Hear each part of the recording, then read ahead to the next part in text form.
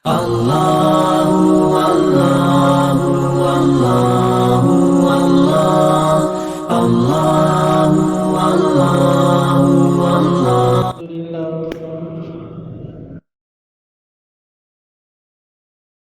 لله وحده والصلاة والسلام على من لا نبي بعد أما بعد فأعوذ بالله من الشيطان الرجيم بسم الله الرحمن الرحيم لن ينال الله لحومها ولا دماؤها ولكن يناله التقوى منكم كذلك سخرها لكم لتكبروا الله على ما هداكم وبشر المحسنين.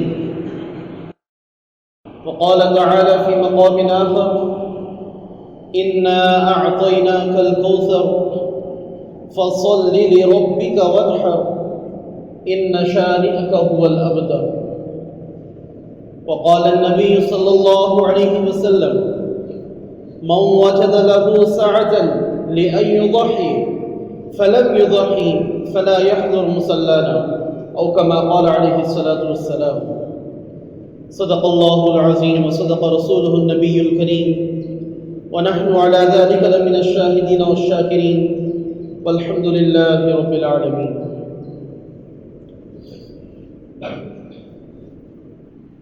الله أكبر الله أكبر لا إله إلا الله والله أكبر اللہ اکبر وللہ الحمد. محترم بزرگوں، معزز دوستوں، اللہ کے لاڈلے اور پیارے بندوں، آج جس مناسبت سے ہم لوگ جمع ہوئے ہیں یہ عید الاضحیٰ کی نماز کے لیے ہے جسے ہم عید قربانی کہتے ہیں.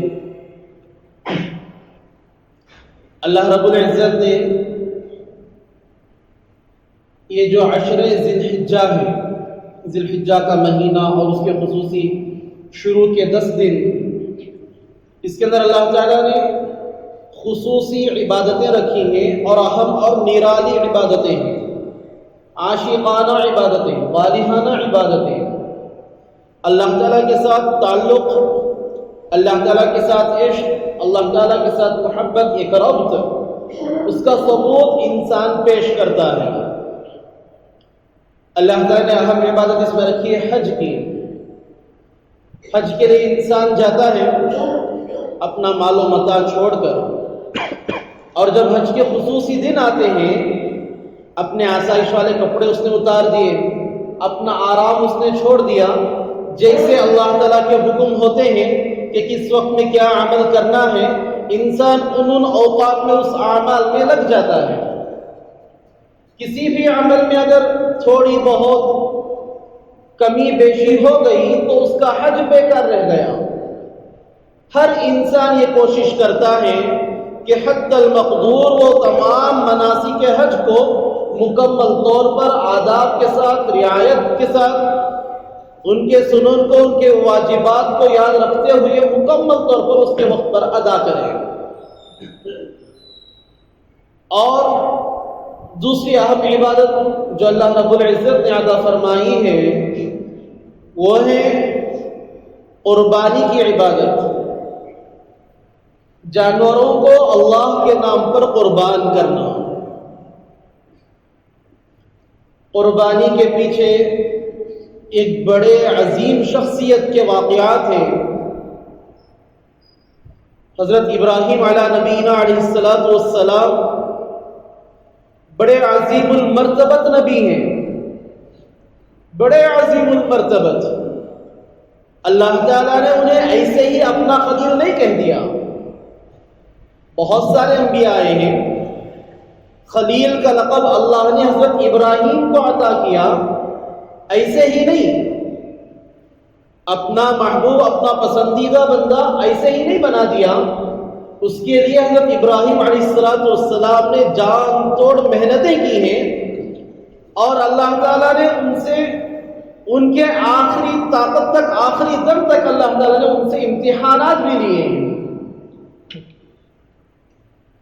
قربانی حضرت ابراہیم علیہ السلام کی طرف منسوب کی جاتی ہے، مگر کتابوں میں آیا ہے کہ حضرت آدم علیہ السلام کے زمانے سے یہ قربانی چلی آ رہی ہے۔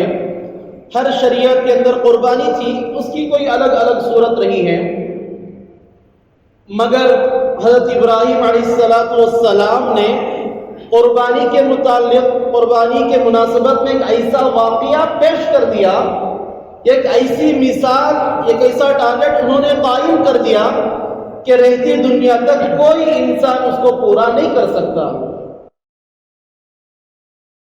سننا آسان، بولنا آسان، کہنا آسان، جس پر گزری ہو اس کے ساتھ اس کی زندگی کے اندر جو حالات پیش آئے ہوں، وہ انسان اس کے دل پر کیا گزری ہوگی، اس کے کیا جذبات ہوں گے، وہ ہماری سوچ سے بھی پرے ہے۔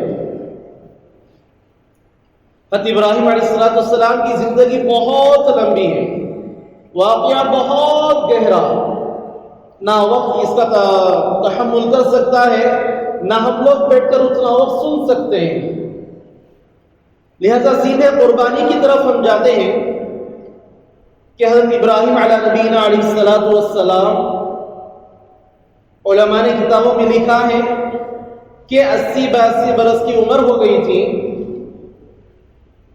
اپنے ملک سے انہوں نے ہجرت فرمائی، فلسطین جا رہے تھے۔ اللہ تعالیٰ کا حکم تھا کہ شام کی طرف ہجرت کریں اور ارض مقدسہ فلسطین میں جا کر قیام فرمائیں۔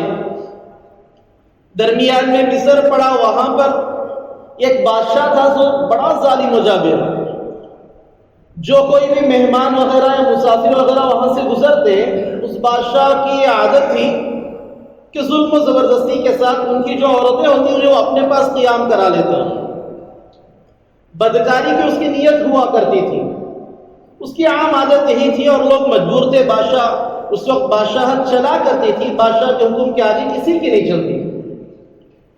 حضرت سارہ رضی اللہ عنہا، حضرت ابراہیم علیہ السلام کی پہلی بیوی، حضرت ابراہیم کے ساتھ ہیں، گئی ہیں، اس بادشاہ کے شہر سے گزر ہوا، جیسے ہی بادشاہ کو پتا چلا انہوں نے بلا لیا دربار میں، اور بدر جو واقعہ لمبا ہے کہ سوال و جواب ہوئے، کیا کیا ہوئے، بالآخر بادشاہ نے انہیں باندی بنا کر رکھ لیا کہ ان کے ساتھ ایک رات رہنا ہے، پھر اس کے بعد چاہے تو آپ لے جا سکتے ہو۔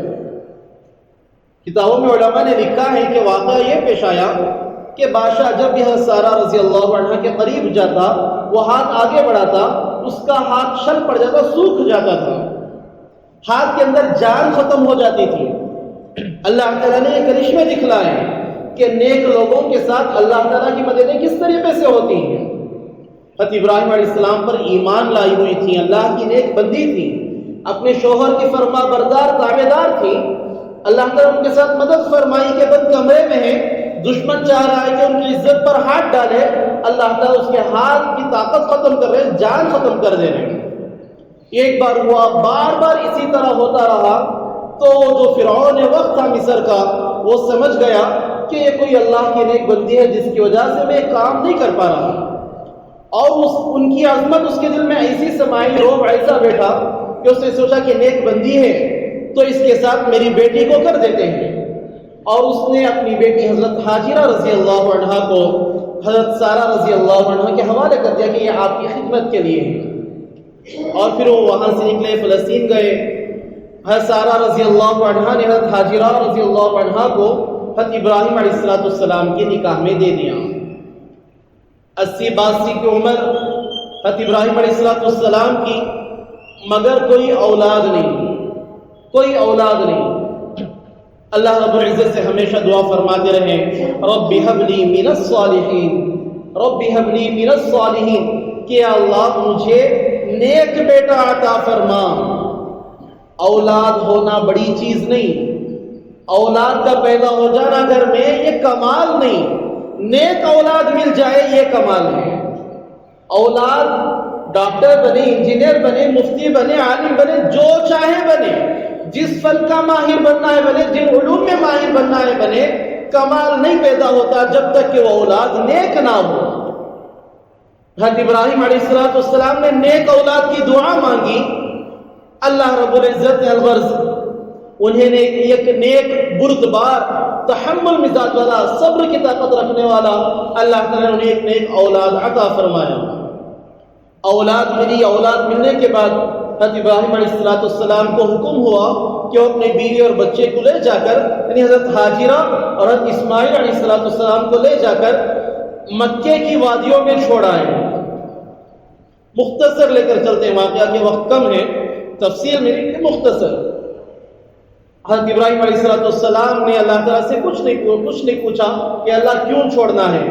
حضرت جبرائیل علیہ السلام آئے, راستے کی رہبری کی, گئے مہینوں کا سفر طے کر کے جا کر مکے میں چھوڑ دیا. دیکھا کہ کچھ نہیں, نہ پانی ہے نہ درخت ہے, بس ریتیلی زمین ہے, کالے کالے پہاڑ ہیں مکے کے, کوئی چیز وہاں پر نہیں ہے.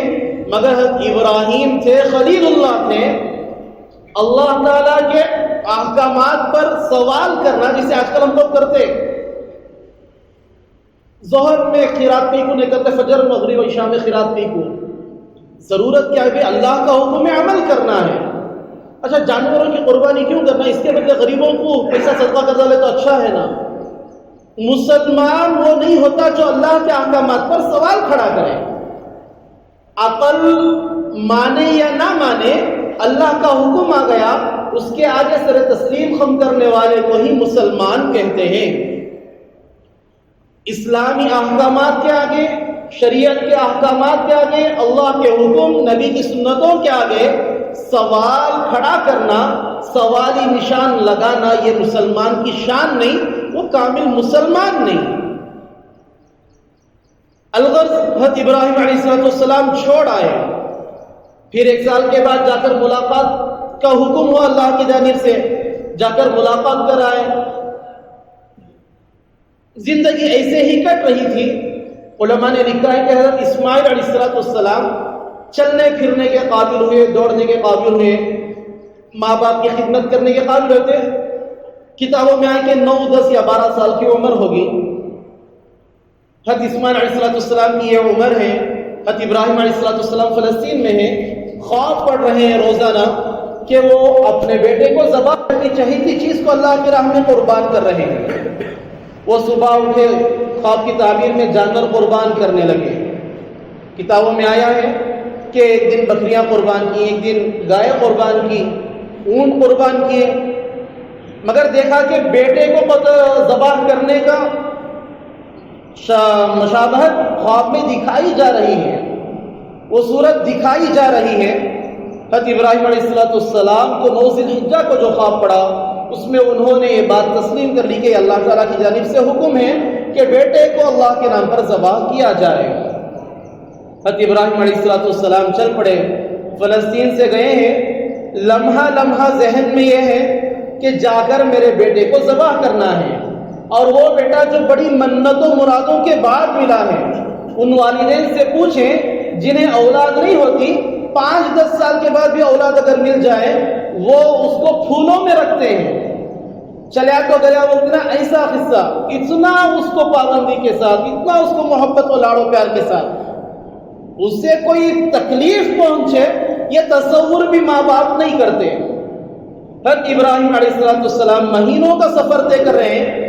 ذہن میں لمحہ لمحہ یہ بات چل رہی ہے کہ جا کر میرے بیٹے کو ذبح کرنا ہے. اگر سفر طے ہوا, سوچیں کہ باپ کے دل پر کیا گزر رہی ہوگی. میں بھی ایک بار میرے بچے ذرہ مار لگا, میں برداشت نہیں کر سکتا. ذرہ مار لگا تو دل تڑپ اٹھتا ہے, ارے بچے کیا ہوگا. باپ سوچے کہ میں جا کر ذبح کرنا ہے اور باپ سفر طے کر رہا ہے, تو ایک لمحہ بھی 1 سال کے برابر حضرت ابراہیم علیہ السلام پر گزرا ہوگا. کیا تکلیف, کیا جذبات ان کے رہے ہوں گے, کیا درد دل رہا ہوگا جو کسی کو بیان بھی نہیں کر سکتے تھے. کس کے سامنے جا کر کہیں کہ میں جا کر میرے بیٹے کو ذبح کرنے والا ہوں, کون باپ جا کر کہے گا. حضرت ابراہیم علیہ السلام جا رہے ہیں. الغرض گئے, مکہ پہنچے. حضرت حاجرہ سے کہا کہ بیٹے کو تیار کریں, تیار کر لے کر گئے. راستے پہنچے جو حجاج کرام حج کو گئے ہیں, جو جمرہ کبریٰ ہے, وہاں پر شیطان نے پہلی مرتبہ ابراہیم علیہ السلام کو بہکایا تھا. بہکانے کی کوشش کی تھی کہ تم جا کر اپنے بیٹے کو ذبح کر رہے ہو؟ باپ تھوڑی ایسا کرتا ہے کہ منتوں مرادوں کے بعد بڑھاپے کی عمر میں ایک سہارا ملا ہے اور صرف خواب دیکھنے کی وجہ سے تم اپنے بیٹے کو ذبح کرنے کے لیے تیار بھی ہو گئے۔ حضرت ابراہیم علیہ السلام نے 3 مرتبہ شیطان نے کوشش کی اور تینوں مرتبہ اس کو کنکری مار کر بھگائی، جس کو حجاج اکرام رمی جمرات کے طور پر ادا کرتے ہیں۔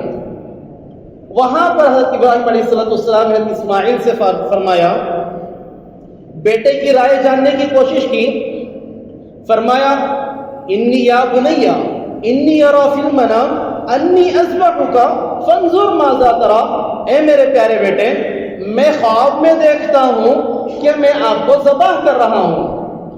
انی ارا فی المنام انی اذبحک، کہ میں دیکھ رہا ہوں خواب میں کہ میں آپ کو ذبح کر رہا ہوں۔ فانظر ماذا ترى، تمہاری اس بارے میں کیا رائے ہے؟ حضرت اسماعیل علیہ السلام کا جو جواب تھا قرآن نے اس کو نقل فرمایا ہے۔ حضرت اسماعیل کوئی بڑی عمر کے بڑے بچے سمجھدار نہیں ہیں، چھوٹی عمر کے لڑکے ہیں، مگر ماں کی تربیت، کیونکہ حضرت ابراہیم تو نہیں تھے مکے میں ان کی تربیت کے لیے، ماں کی گود جو مدرسہ ایک محاورہ چل پڑا ہے اور آج وہ بس مثال بن کر رہ گیا، اسی کو یہ حقیقت واقعی نہیں رہی۔ ماں کی گود میں آج بچے تعلیم حاصل نہیں کر رہے، بلکہ ابھی بچپنا نہیں ہوتا کہ غیروں کی گود میں ڈال دیا جاتا ہے۔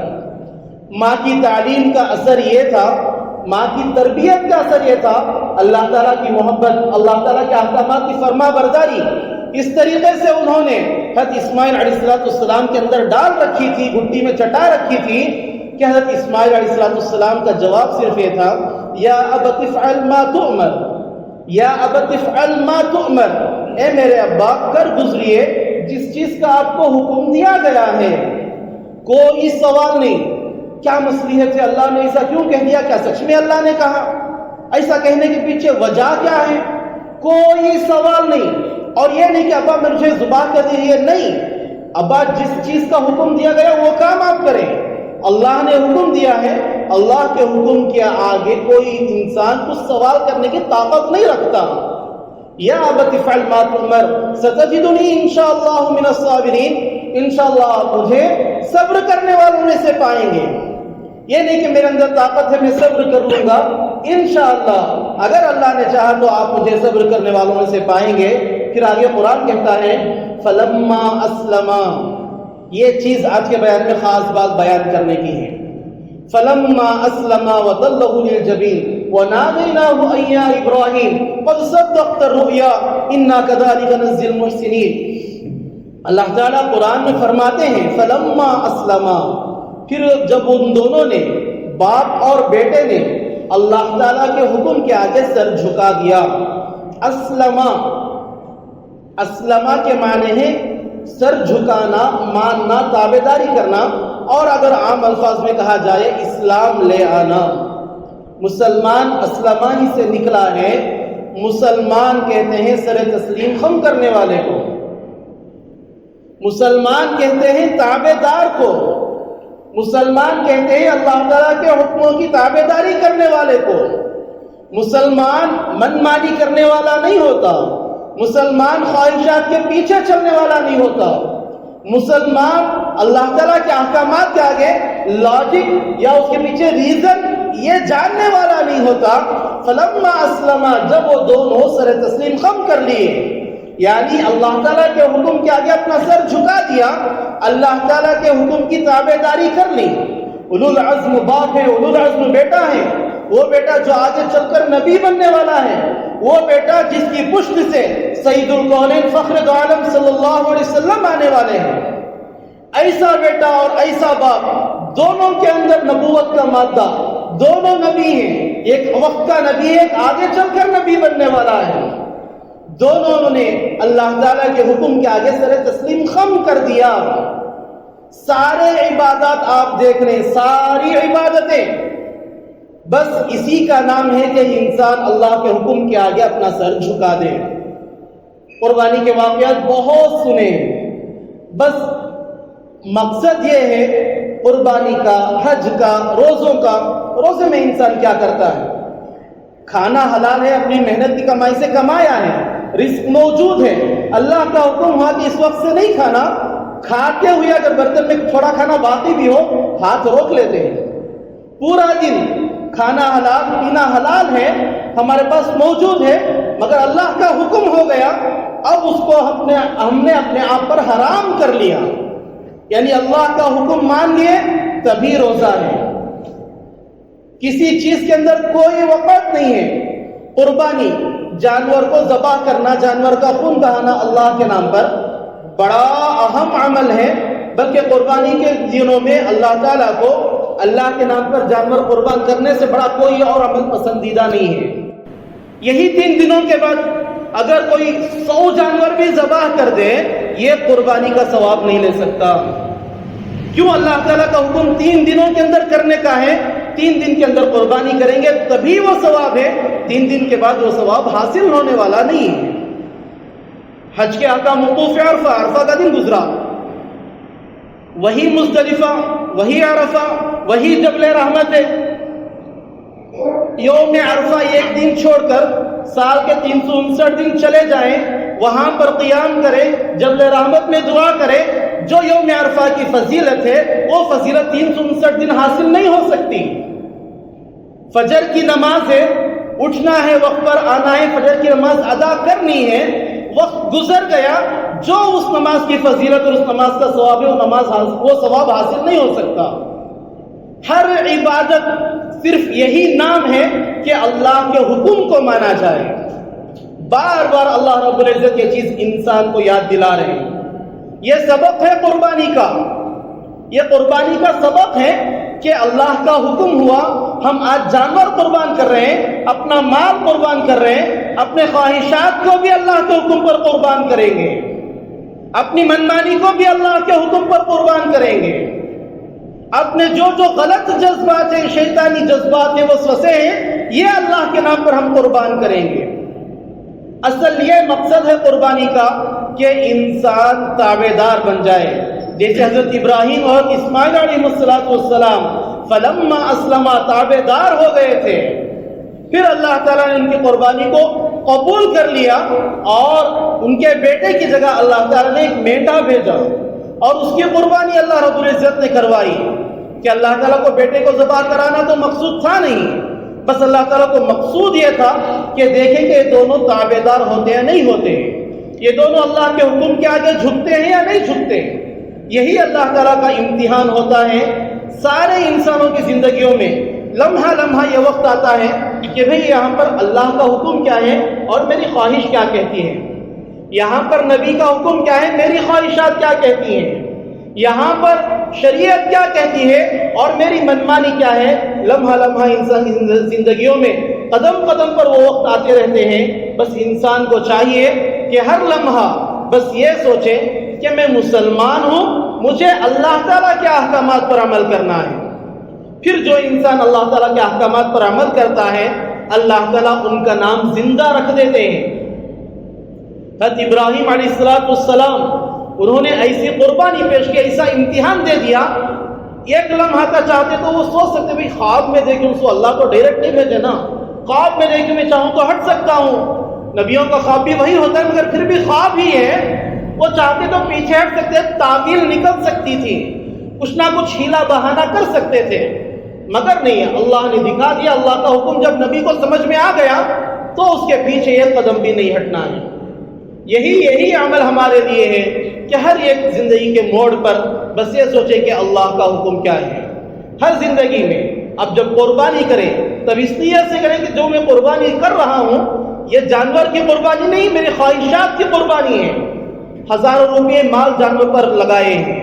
مال انسان کی محبوب چیز ہوتی ہے، اللہ تعالیٰ وہ اس کے نام پر خرچ کرواتے ہیں اور انسان کو بتلاتے ہیں کہ جب میرا حکم آیا تو جیسے مال اب خرچ کر رہے ہیں دوسرے اوقات میں بھی وہ مال کو خرچ کرنا ہے.